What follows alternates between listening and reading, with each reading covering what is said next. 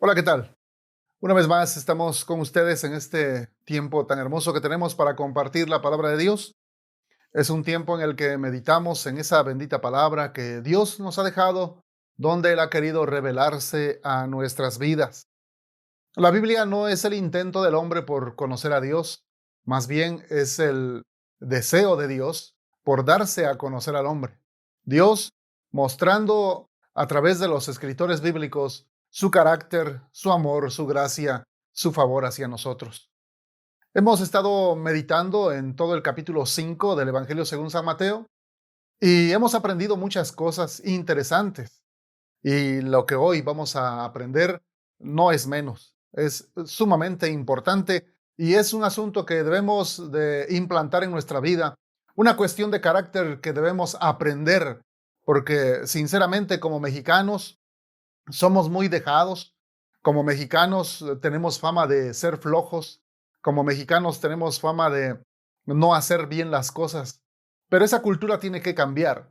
Desde lo profundo de nuestro corazón tenemos que aprender a hacer las cosas a la manera de Dios. Dice la Escritura que Dios sabe hacer las cosas bien, y no solamente bien, sino excelentemente bien.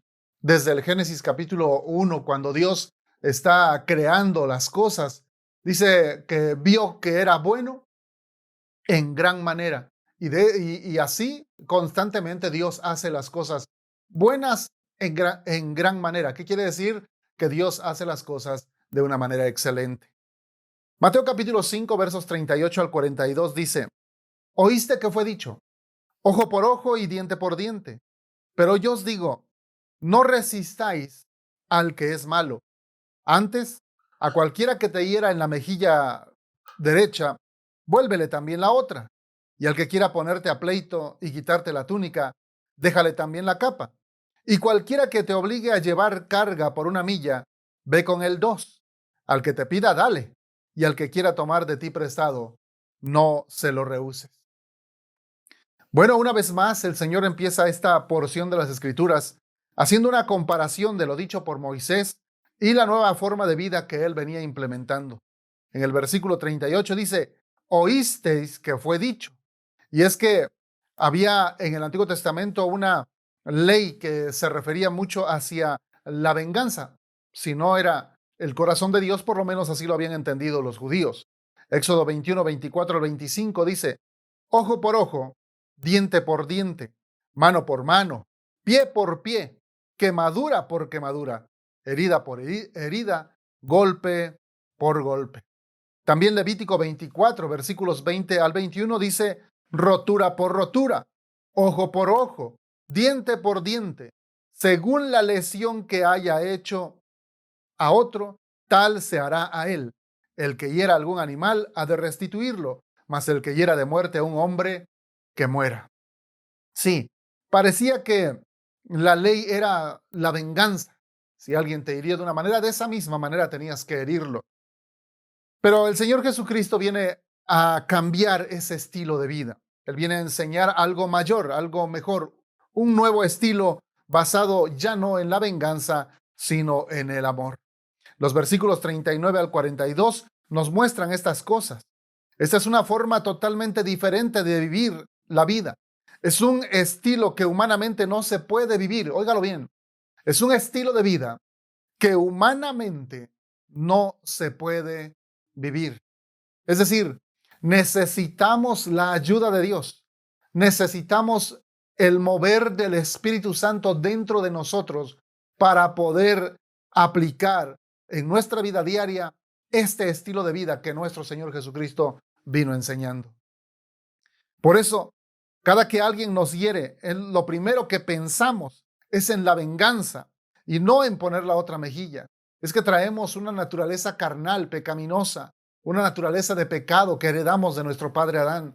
Y desde allí, siempre como humanos vamos a buscar la manera de vengarnos, de no salir lastimados, de que si alguien nos hirió, nosotros también podamos herirle de la misma manera. Pero el Señor nos da ejemplo de cómo debemos reaccionar ante las ofensas. Desde el profeta Isaías, ya en el Antiguo Testamento, en el capítulo 50 y versículo 6, el Señor Jesucristo en sentido profético dice: Di mi cuerpo a los heridores y mis mejillas a los que me mesaban la barba. No escondí mi rostro de injurias y de disputos. ¿Qué quiere decir esto? Que voluntariamente nuestro Señor Jesucristo ofreció su cuerpo para ser herido, para ser lastimado. Él pudo haberse defendido de aquellas personas que le estaban hiriendo, que le estaban lastimando. Pudo hacerlo porque él tenía todo el poder. Si leemos con cuidado las escrituras, nos vamos a dar cuenta que en algún momento, cuando llegó la gran multitud para aprender a Jesús ese día en la noche, dice la escritura que alguien preguntó, porque Jesús les dijo, ¿a quién buscáis? Entonces ellos dijeron, a Jesús Nazareno. Jesús volvió a responder y dijo, yo soy. Y cuando Jesús dijo, yo soy, dice la escritura que toda esa multitud cayó hacia atrás. Así que el Señor podía defenderse, él podía con una sola palabra destruir a todos aquellos que querían lastimarle. Sin embargo, por amor a usted y por amor a mí, no lo hizo. Él conocía su propósito de vida, él sabía que venía a dar su vida por nosotros, para salvarnos de la esclavitud del pecado, para liberarnos de la condenación eterna. Por eso es que él mismo ofreció su cuerpo para ser sacrificado, para morir por usted y por mí. Pero nuestro Señor quedó como un gran ejemplo de cómo usted y yo debemos reaccionar ante las ofensas, ante los maltratos, ante aquella gente que por la causa de Cristo nos ofende. Jesús es un gran ejemplo de vida, pero en la Biblia, en el Nuevo Testamento, encontramos a otro y es el apóstol Pablo. El apóstol Pablo también es un gran ejemplo para nosotros. En 1 Corintios capítulo 6, verso 7 dice, así que, por cierto, fíjese cómo le dice a los hermanos de Corinto, le dice, por cierto, ya es una falta en vosotros que tengáis pleitos entre ustedes mismos. Porque, ¿por qué no sufrís más bien el agravio? ¿Por qué no sufrís más bien el ser defraudados?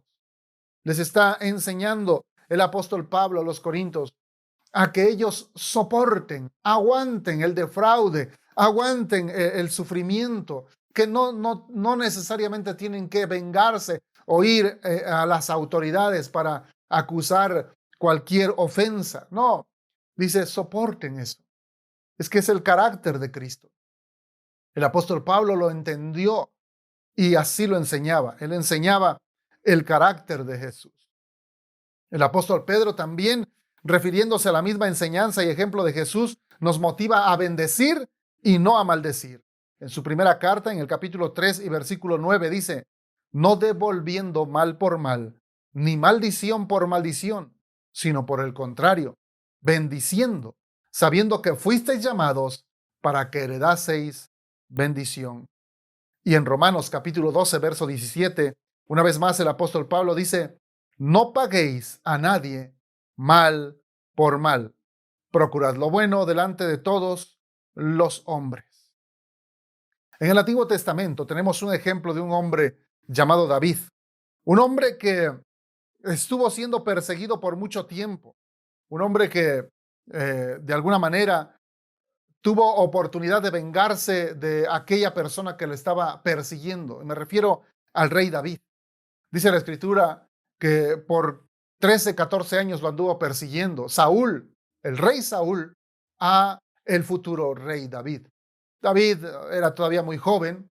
Usted recordará la historia que cuando mató al famoso gigante Goliat, David solamente tenía unos 17 años. Pero desde allí el celo se sembró en el corazón de Saúl, el rey, y empezó a perseguir a David queriendo matarlo porque de alguna manera Saúl sabía que David iba a ser rey después de él.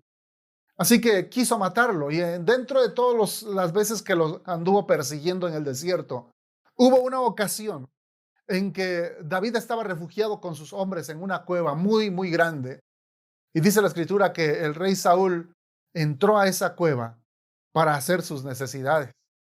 La Biblia dice que entró para cubrir sus pies. Así lo muestra la versión Reina Valera de 1960. Cubrir sus pies. Se refiere precisamente a eso, a ir a hacer sus necesidades ahí en esa cueva. Y cuando estaba ahí, Saúl haciendo sus necesidades. David, que estaba al fondo, dice que salió un poco, llegó hasta donde estaba él sin hacer ruido y cortó un pedazo de su manto. Así que David pudo haberlo matado. En muchas ocasiones anteriores ya Saúl había intentado atravesarlo con su propia lanza. Dice la escritura que mientras David estaba todavía en el palacio con Saúl tocando el arpa para que el dolor que tenía este hombre, el rey, se fuera, porque era como atormentado por un espíritu maligno, y cuando David tocaba, ese espíritu maligno se iba, ese dolor se le iba. Aún así, en medio de esa situación, Saúl en varias ocasiones quiso atravesarlo con su lanza, pero David esquivó la lanza. Luego, como dijimos antes, lo anduvo persiguiendo por mucho tiempo, siempre queriendo matarlo. Y en esta ocasión, cuando David tuvo la oportunidad de matar al rey, no lo hizo.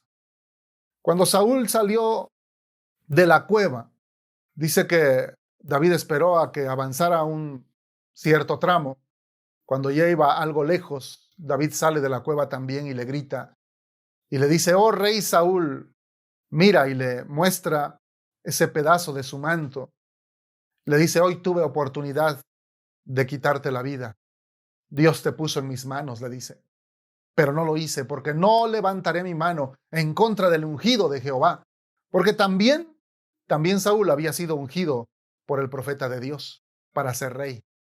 Así que David sabía que si él iba a tomar el trono, tenía que ser de una forma legítima, no por arrebatarlo, sino porque Dios le quitara la vida a Saúl. Entonces, él podría, de una manera legítima, tomar el trono. Eso estaba esperando David. No iba él a arrebatar el reino, no iba él a matar al que estaba como rey en ese momento. Mostró respeto, mostró de alguna manera amor hacia su autoridad. Esto que nos muestra la Escritura viene a ser precisamente una muestra de cómo usted y yo, como cristianos, debemos vivir y debemos enfrentar las injurias, las ofensas, aún los golpes y los maltratos. Cristo Jesús es nuestro mayor ejemplo, como dijimos. El apóstol Pablo, el apóstol Pedro nos lo vuelven a enseñar de la misma manera. Así que para nosotros no es la venganza. Para nosotros como cristianos, nuestra respuesta debe ser el amor y las buenas obras. Ahora bien, para adoptar este nuevo estilo de vida y que quede bien grabado en nuestro corazón y nuestra mente, el nuevo estilo de vida que nuestro Señor Jesucristo está enseñando, vamos en esta ocasión a llamarle simplemente la milla extra. ¿Por qué? Porque en uno de los versículos que leímos, el Señor Jesucristo habla precisamente de una costumbre, o de una ley, más bien, una ley romana que existía en esos tiempos, y que decía que cualquier soldado que iba en una encomienda por su ejército y en el camino encontraba a cualquier hombre, podía él pedirle, el soldado, a ese hombre que le llevara su carga, su mochila, ese cargamento que ellos andaban trayendo, donde llevaban sus armas y sus provisiones. Alguien dijo que probablemente esa mochila que andaban cargando los soldados pesaba tal vez unos 50 kilos. Así que no era fácil, no era una carga ligera, era una carga algo pesada. Por eso es que ellos tenían ese privilegio de encontrar a cualquier persona por allí y pedirle o exigirle por ley que le llevara su carga una milla. De esta manera podía ayudarle a aligerar el trabajo que él tenía, que ese soldado tenía de trasladarse de un lugar a otro por orden de sus superiores.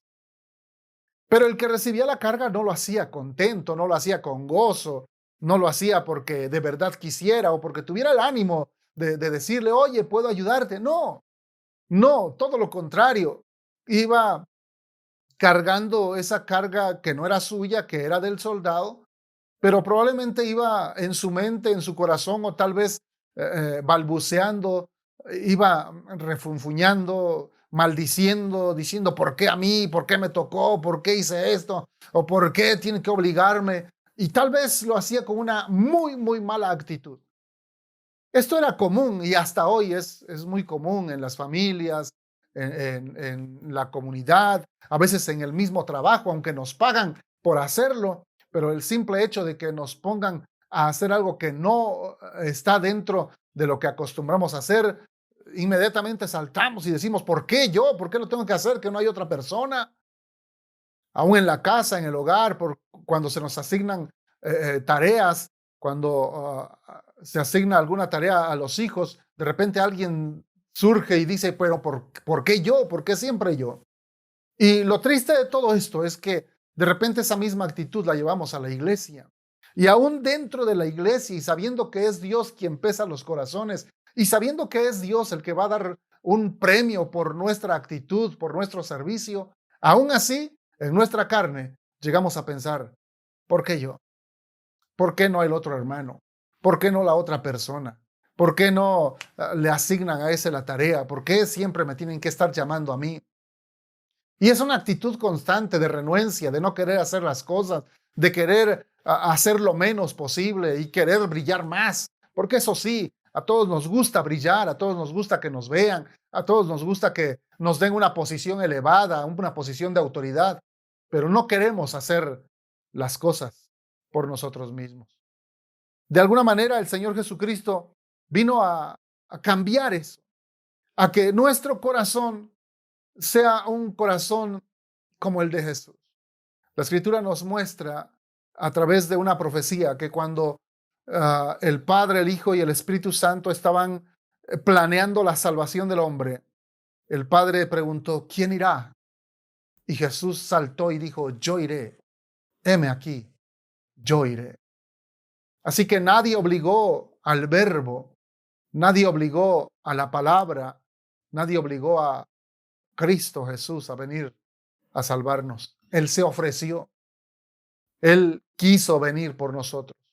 Y eso es lo que debe existir en nuestras vidas.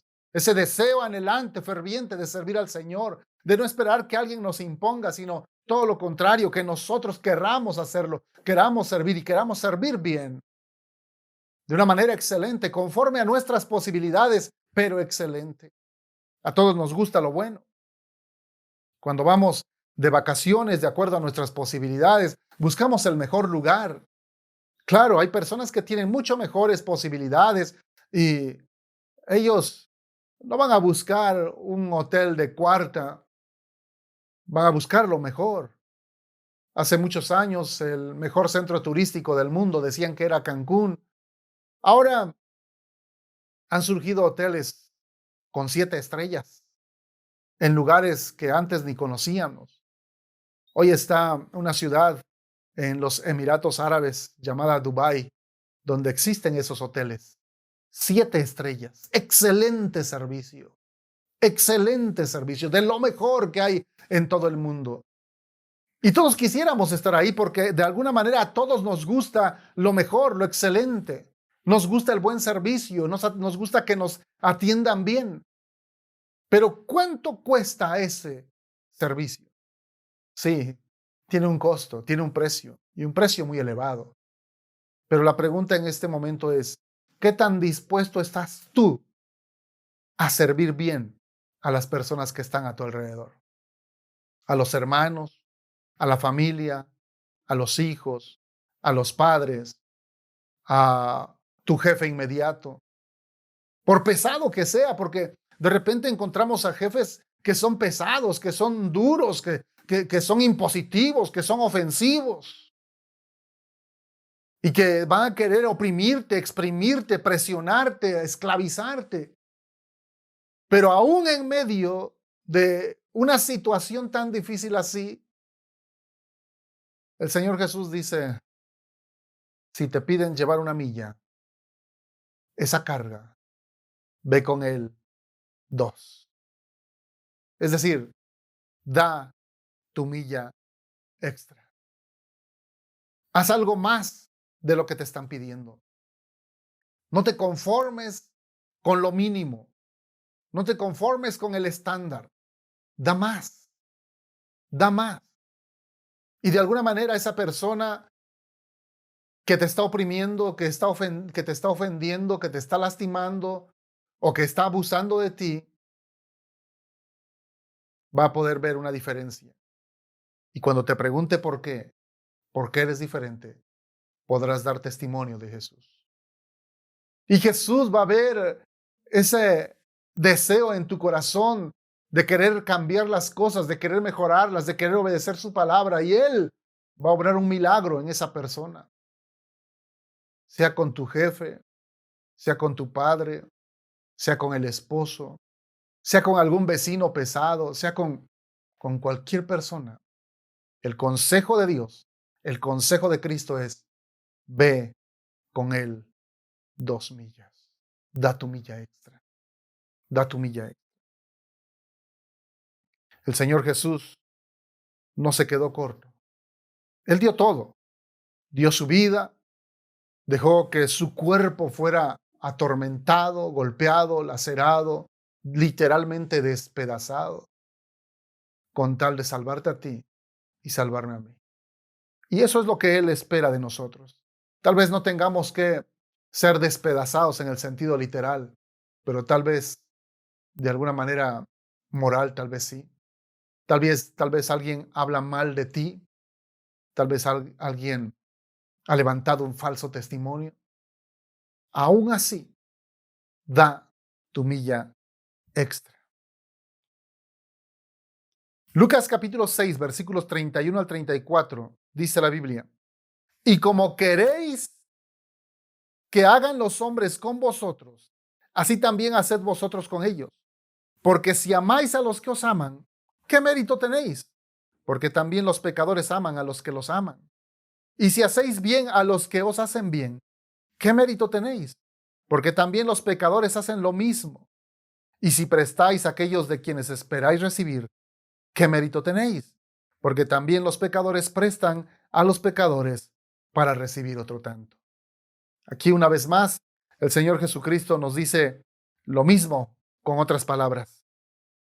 Haz algo más, algo que el común de la gente no hace, que la mayoría de la gente no hace. Da tu milla extra. Lo que Jesús está diciendo a los cristianos es esto: incluso si tu jefe es muy difícil, no hagas solo lo mínimo. Ve más alto, ve más lejos, excediendo sus expectativas.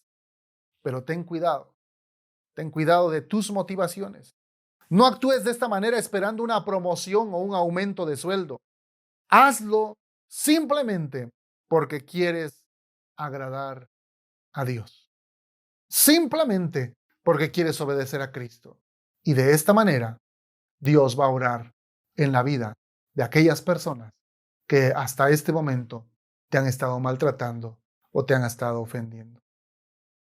Sin embargo, también podemos hablar de que la milla extra puede ser un estilo de vida en ti para mejoría, un estilo de vida de excelencia, para que a ti, que no estás viviendo ninguna de las situaciones que hemos visto, que no estás sufriendo maltrato, que no estás sufriendo a un jefe opresor, que no estás sufriendo con un padre que es demasiado aprensivo, golpeador, pero que estás viviendo en un cristianismo tal vez tibio. La palabra de esta ocasión viene a animarte a que seas excelente en tu servicio al Señor, en que seas excelente, en que des tu milla extra en tu búsqueda de Dios. Si leías un capítulo diario, da tu extra, lee 2. Si orabas 5 o 10 minutos diarios, da tu extra, ora 20. Si solamente llegabas de vez en cuando a hacer un servicio a la iglesia, a barrer o nada más lo que te pedían, da tu extra, haz algo mejor, busca algo que puedas mejorar ahí en tu congregación, en tu iglesia, algo que puedas dar y ofrécelo. Da tu extra. No tienes que quedarte así, no tienes que ser un simple congregante, no tienes que ser solamente un consumidor de la energía, tienes que ser un generador. Pero solamente cuando has decidido en tu corazón servir al Señor de verdad y dejar que el Espíritu Santo obre en tu vida, es cuando podrás hacer esto. Como dije al principio, esta filosofía de vida difícilmente se puede aplicar en una persona común. Necesitamos a Jesús. Necesitamos la ayuda del Espíritu Santo. Necesitamos su fuerza, su poder cada día para pedirle que Él cambie nuestra manera de ver las cosas, de ver a las personas, y que nos ayude a dar ese extra, que nos ayude a vivir la milla extra en todas las áreas de nuestra vida. Hermano o amigo que nos ves, la palabra que Dios nos ha dado en esta ocasión es para que aprendamos a ser mejores, aprendamos a vivir y a hacer las cosas de una manera excelente. Atrévete a hacerlo. Cristo Jesús merece lo mejor de ti, merece lo más excelente que puedas tú hacer o que puedas vivir para Él. Si quieres, ora conmigo en esta ocasión y dile así: Señor Jesús, te doy gracias por esta palabra que me has dado en esta hora. Gracias porque a través de tu palabra tú me motivas a dar la milla extra, a no estar pensando solo en vengarme o en hacer solo aquello que me han pedido que yo haga. Ayúdame, Señor, a dar lo mejor de mí para servirte a ti, a dar la milla extra, sea en la casa, en el trabajo, en la iglesia, donde tú me has puesto. Quiero ser más excelente, quiero ser mejor. Te lo ruego en el nombre de Jesús.